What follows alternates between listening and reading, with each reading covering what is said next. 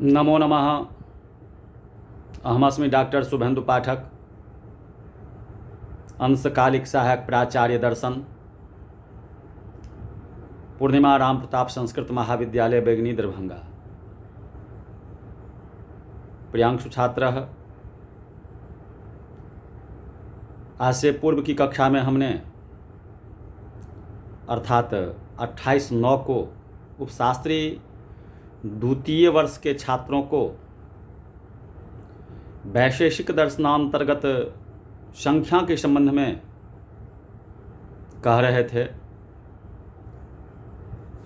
जिसमें आप लोगों को हम तृतीय क्षण के संबंध तक कहे हुए थे। आज फिर उसी के संदर्भ में अर्थात वैशेषिक दर्शनांत अंतर्गत संख्या के संबंध में भाग 2 अर्थात उससे आगे तृतीय क्षण से आगे चतुर्थ क्षण के संबंध में कहने का प्रयास कर रहे हैं। आज तारीख 2/10/20 को 2 अक्टूबर गांधी जयंती।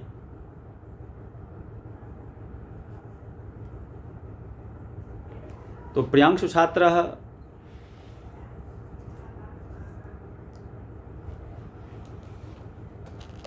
अब चतुर्थ क्षण में ग्रंथकार कहते हैं जो द्वितीय क्षण की उत्पत्ति, तो द्वितीय क्षण की उत्पत्ति, इस उत्पत्ति में निमित्त कारण पूर्वोक्त अपेक्षा बुद्धि होती है। समवायी कारण है द्वितीयाश्रय घट द्वादि, और समवायी कारण है दोनों घटों में समवेत, दोनों एकत्व ज्ञान से अर्थ की उत्पत्ति, तो पुत्रोत्पत्स्यादि ज्ञान से सुखादि की उत्पत्ति के दृष्टांत से समर्थित ही है। तो यहाँ एक प्रश्न हो सकता है, एक प्रश्न उठ सकता है, जो उदय द्रव्यगत एकत्व द्वय से ही द्वितीय की उत्पत्ति मान लेने में क्या आपत्ति है। इस प्रश्न का उत्तर ऐसे दिया जा सकता है, ऐसे कह सकते हैं, जो द्वितीय का ज्ञान एकत्रावस्थित अनेक व्यक्तियों में भी किसी को हो सकता है और किसी को नहीं भी हो सकता है।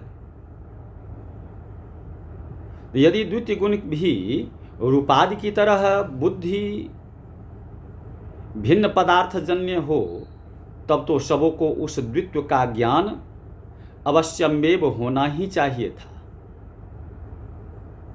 परंतु होता नहीं है।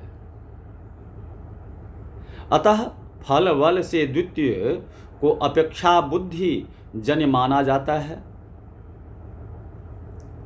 एवं च उसके ज्ञान में व्यवस्था की भी उत्पत्ति हो जाती है।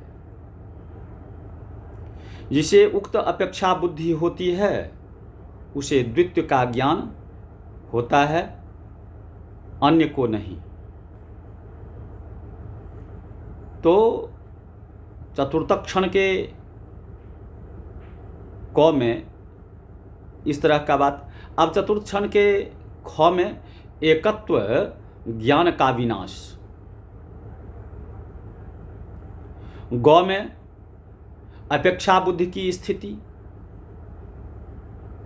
तो अपेक्षा बुद्धि की स्थिति के संबंध में कहते हैं, इस क्षण में किसी ज्ञान की उत्पत्ति नहीं होती है। अतः अपेक्षा बुद्धि के लिए यह विनश्यता काल अर्थात विनाशाध्य वहित पूर्ण क्षण नहीं होता है। यहाँ यह प्रश्न संभाष्य है। तृतीय क्षण में उत्पन्न अपेक्षा बुद्धि से इस चतुर्थ क्षण में एकत्व विशिष्ट द्रव्य के ज्ञान की उत्पत्ति क्यों नहीं होती है? क्योंकि गुण ज्ञान के हो जाने पर तत्समवायी द्रव्य के ज्ञान की उत्पत्ति में विलंब नहीं होना चाहिए। इसके उत्तर में यह कहा जा सकता है कि द्वितीय ज्ञानोत्पत्ति आदि फल के आधार पर ऐसा नियम बताया जाता है कि द्वितीयाद्युत्पत्ति सामग्री से अभिभूत अपेक्षा बुद्धि गुण विषयक ज्ञान की जनिक नहीं होती है, अन्यथा निम्नलिखित प्रक्रिया होगी। तो प्रियांशु छात्र ग्रंथकार के मुताबिक अब ये चतुर्थ क्षण तक हो गया। अब पंचम क्षण में कहते हैं, तो पंचम क्षण में कहते हैं पंचम क्षण के को द्वितीय गुण की स्थिति। अब वैशेषिक दर्शनानुसार सांख्य के संबंध में अब पुनः प्रथम क्षण, तो प्रथम क्षण के क में कहते हैं इंद्रियार्थ सन्निकर्ष, ख में कहते हैं एकत्व ज्ञान की उत्पद्यमानता, द्वितीय क्षण में कहते हैं द्वितीय क्षण के क में एकत्व ज्ञानोत्पत्ति, ख में कहते हैं अपेक्षा बुद्धि की उत्पद्यमानता, तृतीय क्षण में कहते हैं अपेक्षा बुद्धि की उत्पत्ति, क में तृतीय क्षण के ख में कहते हैं एकत्व ज्ञान की विनश्यता, गौ में कहते हैं गुण की उत्पद्यमानता, घ में कहते हैं एकत्व विशिष्ट द्रव्य ज्ञान की उत्पद्यमानता। अब चतुर्थ क्षण अपेक्षा बुद्धि की विनश्यता, ख में एकत्व ज्ञान की विनाश, गौ में द्वितीय गुण की उत्पत्ति, घ में एकत्व विशिष्ट द्रव्य ज्ञान की उत्पत्ति, उहाँ में द्वितीय ज्ञान की उत्पद्यमानता। अब पंचम क्षण में कहते हैं पंचम क्षण के क में अपेक्षा बुद्धि विनाश, ख में द्वितीय गुण विनश्यता, घ में एकत्व विशिष्ट द्रव्य ज्ञान विनश्यता, घ में द्वितीय ज्ञानोत्पत्ति। अब षष्ठ क्षण में कहते हैं क में द्वितीय गुण विनाश, ख में एकत्व विशिष्ट द्रव्य ज्ञान विनाश, घ में गौ में द्वितीयत्व ज्ञान की स्थिति। तो द्वितीयत्व ज्ञान की स्थिति के संबंध में ग्रंथकार का मत है, कहना है जो इस क्षण में द्वितीय गुण की प्रत्याक्षात्मक ज्ञान उत्पन्न नहीं हो सकेगा, क्योंकि विषय की सत्ता के बिना प्रत्यक्ष की उत्पत्ति नहीं हो सकती है। और यहाँ द्वितीय ज्ञान विषय भूत द्वितीय गुण तो नष्ट हो चुका है, अतः द्वित्व गुण के विनष्ट हो जाने के कारण द्वितीय ज्ञान की तथा द्वितीय ज्ञान के अभाव होने के कारण द्वितीय विशिष्ट द्रव्य ज्ञान की कथमपि उत्पत्ति नहीं हो सकेगी। इसलिए उपर्युक्त नियम अर्थात द्वितीयाद्युत्पत्ति सामग्री अभिभूत अपेक्षा बुद्धि में गुणी ज्ञान जनकत्व का स्वीकार किया जाता है। अब द्वितीय प्रश्न यह है, जो तृतीय क्षण में उत्पन्न अपेक्षा बुद्धि से चतुर्थ क्षण में संस्कार की उत्पत्ति होनी चाहिए, एवं च पुनः उपर्युक्त दोष तो बना ही रह जाता है। इसे स्पष्ट रूप से समझने के लिए पाद टिप्पणी में वर्णित क्षण प्रक्रिया में एकत्व विशिष्ट द्रव्य ज्ञान के स्थान में संस्कार शब्द का प्रक्षेप करना चाहिए। अतः पुनः द्वितीय ज्ञान की तथा द्वितीय विशिष्ट द्रव्य ज्ञान की उत्पत्ति नहीं हो पाती है।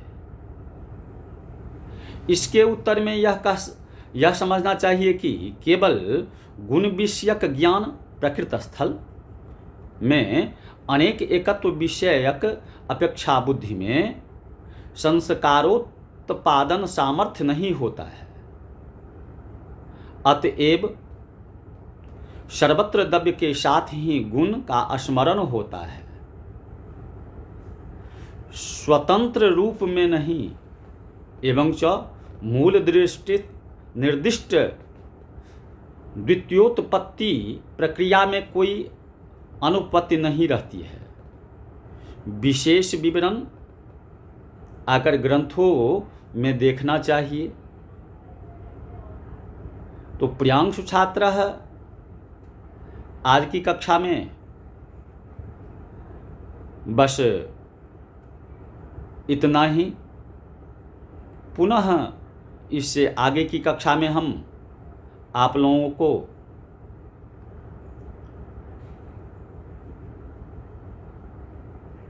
षष्ठ क्षण, सप्तम क्षण इत्यादि के संबंध में कहने का प्रयास करेंगे। तो आज की कक्षा में बस इतना ही। इति